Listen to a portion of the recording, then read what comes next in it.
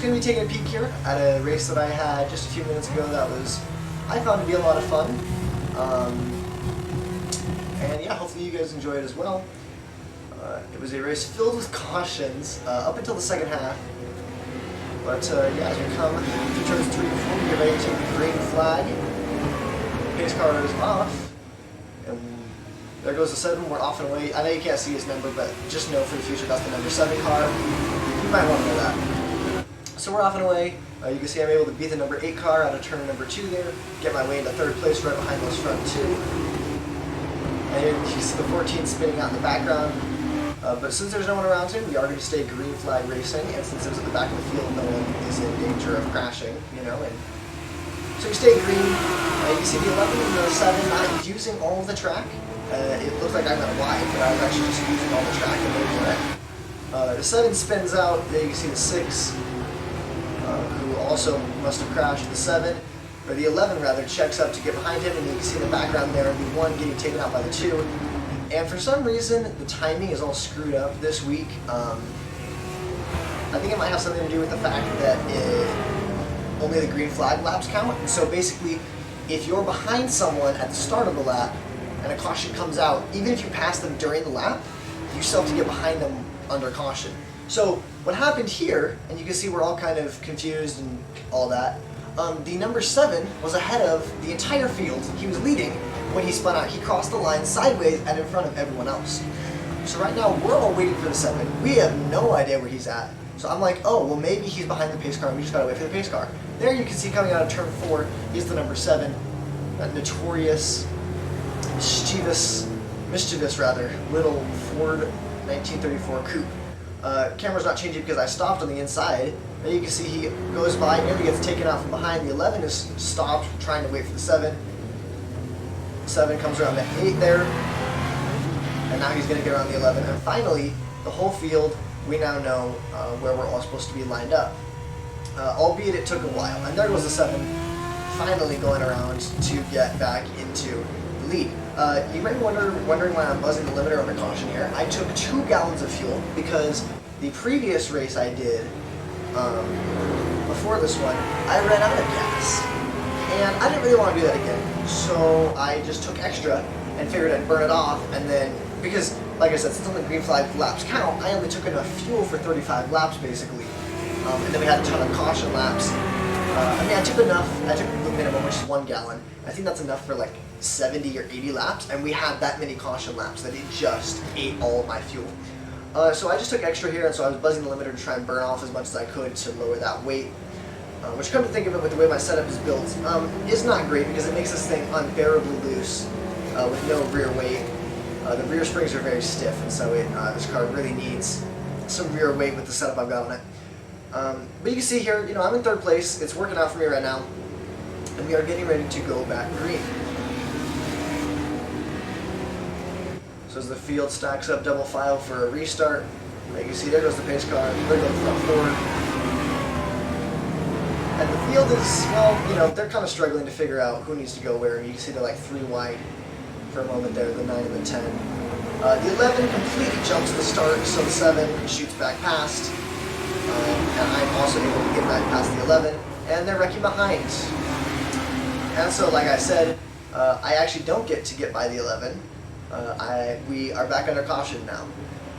So, you know, it's not a lot of fun, you know, doing a race like this where the timing is all screwed up. As you can see, someone's on their side. That's cool.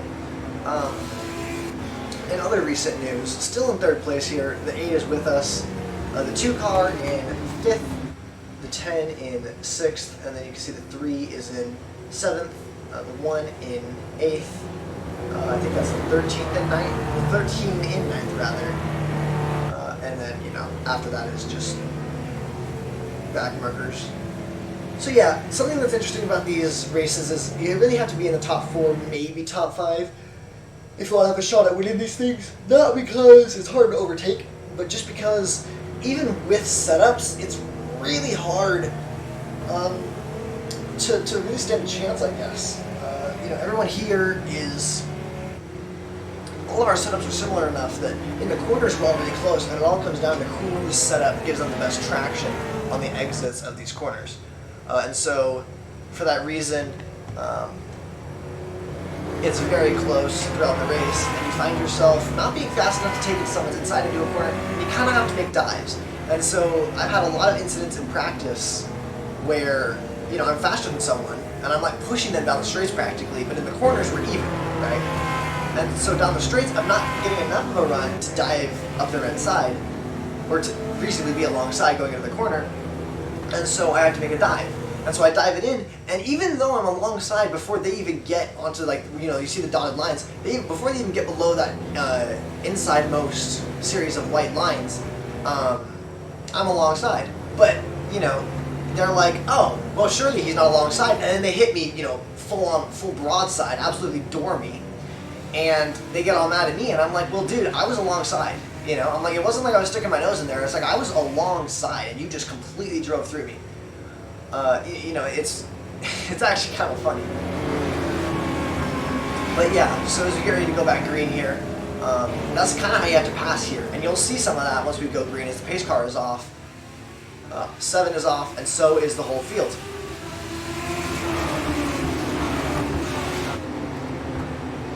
You can see I was trying to make a dive at the inside of the 11, almost took him out, but I just, yeah, could not make the move. So now the 11 and the 7 are side by side. The 11 on the inside, you'll notice coming out of these corners here, he gives the 7 way too much room, and so it's hurting his traction out of the corners, and you'll see what I'm talking about, like right here, you see the 11 little switch right there, and that right there is just one of those moments that it just deadened away, gives away. We'll talk about that in a moment, but it just kind of shows what I'm talking about, that the traction is what really matters. So what happened there, coming out of turn number 4 and down the front stretch, I know it was a little unclear because of all the camera changes, but what happened was the 7 on the outside was trying to give the 11 room, and so he was turning while being full throttle. He lost traction and spun, while the 11 was along his inside and squeezing him up towards the wall, realizing that, oh hey, I can use more of the track because the 7 isn't squeezing me. And then all of a sudden the 7 turns down because he's spinning and cleans out the 11. Here I am right behind both of them. I just thought the 7 was spinning, and I thought he was going to cut right and drive into the wall. Unfortunately, this guy must drive, you know, legends in real life, because he just kept going left, and that's what you do in real life, because if you keep going left, you're probably not going to hit the inside wall, and if you just turn to the left and hit the brakes, you know, that's just how you save a crashing car and don't actually crash. Well, that doesn't work when there's someone on your inside, and we saw that in this caution just here.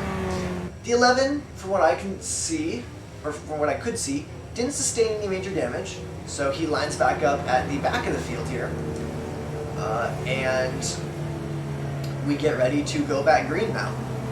It's going to be obviously a few more laps of caution, so you'll see here once we finish these laps kind of what's going on here. But yeah, so it's difficult to say the least, just to get a clean overtake, because it's hard, you know, to get to someone's inside and trust they're not just going to drive into you. And the reason that's hard is because you have no way of knowing whether or not they're actually going to drive into you. Right? And that sounds, you know, really obvious, but like in most cases on most short tracks and legends, like you can get a good enough exit out of a corner, you can get to someone's inside down the straight, and then it's not really a dive into the next corner. You know, and even if you get like a bumper alongside, right, you're there.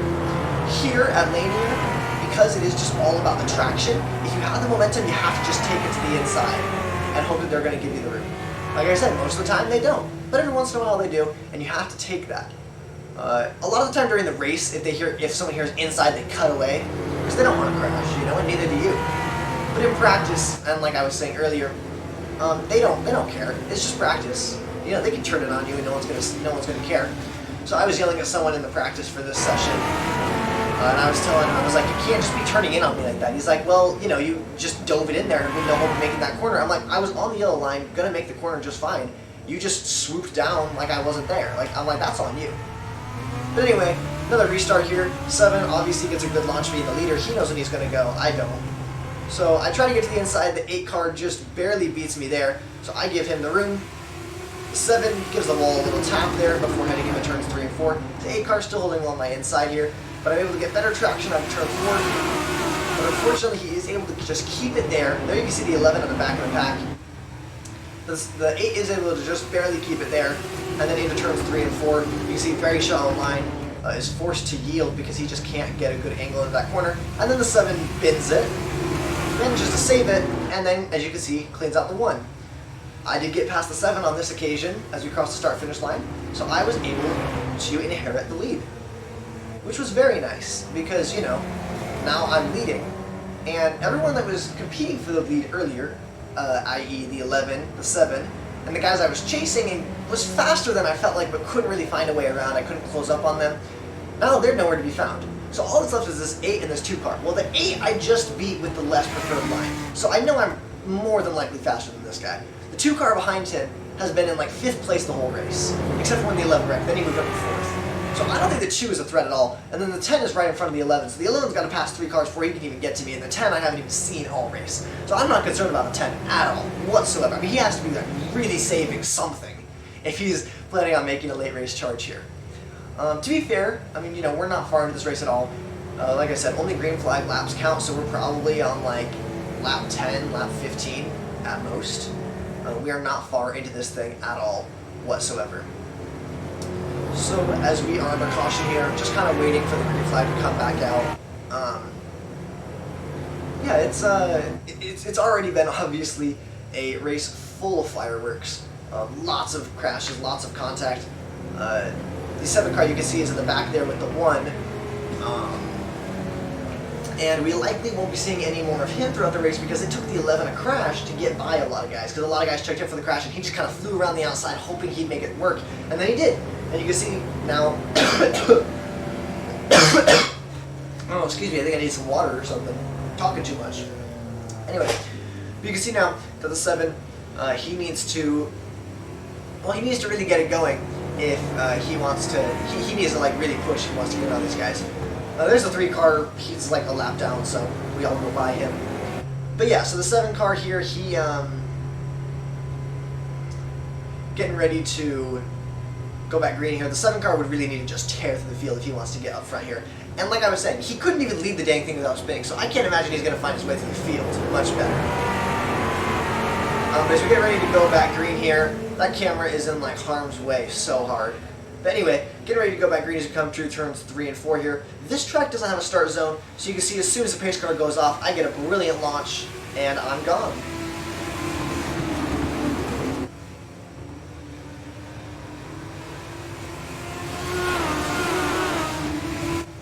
However, unfortunately, as you just saw, the 7 car cleans out the 10. And now the 10 has brought out a caution. Meaning that now, the guys behind me know, okay, so we're going to have to absolutely fire off on this restart as soon as the pace car dies off, which kind of sucks because I was hoping I'd get an easy gap and then I could just maintain that throughout the rest of the race. So yeah, like I said, that really sucks. But it's whatever. We're just going to get underway, forget about it, keep going. There you can see is the 6 car, he's another lap car that we're all going to go around here. But yeah, so now the 8 car knows my strategy. Because he's on my outside, he should be able to get a good enough launch to maybe keep it to my outside. If not, he will at least, be able to beat the 2 to the inside and be bumper to bumper with me, which would not be ideal. Now the 2 car knows what I'm doing as well, though, so he and the 8 might end up fighting. I think what I did to catch him off guard last time was I was swerving, warming up my tires, and then as soon as the pace car was gone, I just stopped swerving and gunned it. The weight settled and then I gunned it, and so they thought I was just getting ready rather than me just actually going. And so it caught them off guard. By the time I realized I should do that again, this time the pace car was already in the pits, and if I had started swerving, it would be, I'd probably spin out because the weight would be unsettled by the time the green flag was to drop. So 2 to green here. Yeah, like I said, 8 car, he's going to possibly be a threat on this restart. The 2 car absolutely will be. If I get a bad restart, he will absolutely be there and waiting.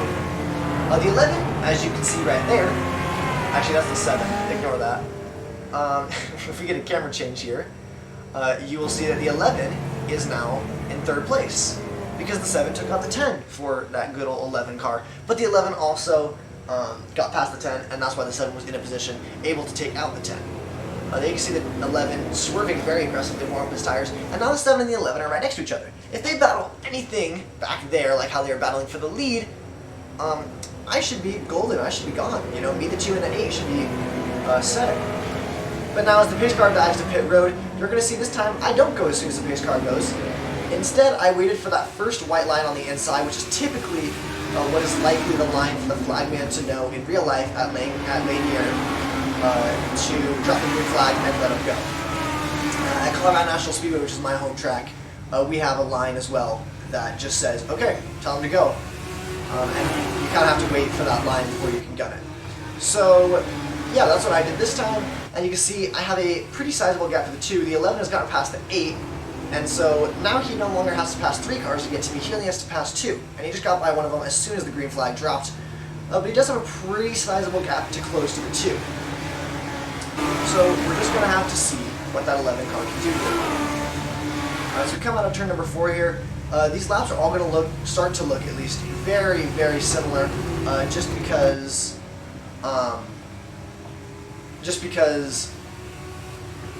we all we had a very long green flag run here. Everyone somehow like actually knew what they were doing, which, yeah, I know, crazy, but like everyone was actually driving at like a reasonable speed here, you know, and they were not, or reasonable speed. They were all driving reasonably. No one was crashing, basically, which I know, go figure, since there was no cautions. But yeah, isn't it just interesting though that once I got out in front, just no more cautions. It was really nice, you know, because it meant that I was able to open up a gap like you see right now, where the 2 car has just no hope of catching me. The 11, I've also started to gap here, and he has started to close up on the 2 as well. So, you know, if we just take a peek at the battle just behind here, the 11, as you could probably guess, is significantly faster than the 2. And now that he's there, he's just looking for a way past. As we come through turns 3 and 4 now, once more, the 11 is going to try and get to the rear bumper of the 2. You can see the 2 has opened up a bit of a gap after the 11. He got to the back of the 2, and then he nearly lost it. Nearly absolutely bottled it as he was coming out of that corner. But if we look forward, you can see there's our friend in the number 7. He goes to the outside to let me go, hits the wall, and then I run into him because he basically just stopped right in front of me. And now the 2 is right behind me. But the 2, out of fear that he might hit me, pumps the brakes, goes wide, and I'm able to open up something resembling a gap before being able to kind of, you know, try to resettle myself, regain my bearings, and then gun it and just go. So now we are back into that pretty sizable lead here. The 8 car is close back up to the 2 and the 11 because they both checked up for that a little bit, but they are both far and away much faster than him. So as I try to get away from these 2, they are both trying to catch me, and the 11 obviously first and foremost just trying to catch the 2 before catching me. Obviously, like I said, he was kind of racing me at the beginning, so I think he might know, you know, what my strengths are, what my weaknesses are. But I've noticed that people at, you know, the iRatings, the iRace app, are too worried about trying to drive their cars, and they can't even focus on the other drivers. And so for that reason, they really struggle to get good passes done, and to set up passes, basically. Whereas, as I've said, you know, multiple times now, the 11 very much struggles under traction coming out of these corners, especially when he's on the inside. Here you can see the 8 car. He's actually managed to close back up to these 2 after the 11 caught up to the 2. I guess the 2 started slowing down under pressure. Maybe he's, you know, taking it a little slower in the corners so he doesn't have to sacrifice anything on exit, or, you know, just so he doesn't make any mistakes. And it's now allowed the 8 to catch up. You can see now, actually, they're all starting to catch me a little bit as I am catching up to all this lap traffic. But the 11, I think, you know, he's starting to pressure the 2 a little bit. The 2 is kind of dipping at some wheels on the apron, which only really makes you go faster when you're on throttle. When you're off throttle, it actually, you know, kind of makes you turn less because you only have 2 wheels on the banking, and so you're getting less rotation. Then you can see the 2 and the 11, the 3, they kind of catch the 3 in a bad spot, and so I'm able to open up a little bit more of a gap there. And that's really just how you know, most of this race is just lap traffic management. Once you get to this long of a run, you know, it's who can just, you know, kind of weave through lap traffic at a reasonable enough pace. But yeah, so the 2 here goes a little wide. The 11 gets a good run. Is he going to make it back to the inside through turns 3 and 4? He does not. The 2 defends. The 11 around a slightly wider line. You can see the 2 goes wide. The 11 gets the throttle down, pulls to the inside, and then through turns 1 and 2, the 2 car, he can't even run the inside hardly. Forget the outside, and so he drops into 3rd place there. But he goes to make a dive to the inside of the 11. Well, he looked, but the 11 is having none of it and just absolutely gaps him. You can see straight away here the 11 starting to pull away from the 2. The 8 car kind of trying to keep up with the 2, but now that the 11 is gone, the 2, likely trying to chase him. I mean, you can see driving it in, getting on the apron, and then sliding up and on and banking. The 8 car is loving this because it means that for him, he is going to be able to get a run on the 2. Again, that's one of those opportunities I was talking about where you just gotta dive it in and make it stick. The 2 goes wide again, the 8 on the throttle, under that traction zone, gets to the inside of the 2, and then through turns 1 and 2, easily breezes by, and the 2 drops into 4th place over a course of just about 5 laps there. Almost nothing. But now we are coming to the last few laps here, and you can see my lead has not shrunk at all. In fact, it has grown since the last time we checked in on it. Mostly because of the fighting of the 11 and the 2, but also just because no one can keep up with me, I guess. There you can see is the white flag, meaning 1 more lap. As I come through turns 1 and 2 here, you can see once I get on throttle that I kind of start to spin. And so I just was like, okay, it's the last lap. Let's not, completely bottle this. And so coming out of turn 4, I take the checkered flag. Turn 4 was where I almost spun it. The last race was the one where I almost lost it out too. But turn 4, I almost spun myself out, which, would have been one way to win the race, but yeah. So yeah, as you can see here, very fun race. Pretty darn easy one to win when the guy who was leading couldn't even hold the car straight for more than like 4 laps. And when everyone else just didn't have the pace to keep up with me. So you can see I go ahead and stop in victory lane there to do, what I imagine would probably be a front stretch interview in real life. And that is the race. Yeah, like I said, it was just, really entertaining. It was a little difficult, as I said a minute ago, to keep it green, to keep the car without damage. Obviously, was too much to ask because the 7 hit me twice, or at least caused 2 crashes. One of them he hit the wall, hit me, and the other one he spun the 11 where I had nowhere to go, basically. But yeah, so that's it for Lanier. If you guys did enjoy, make sure to like and subscribe, and I will see you guys in the next one. See ya.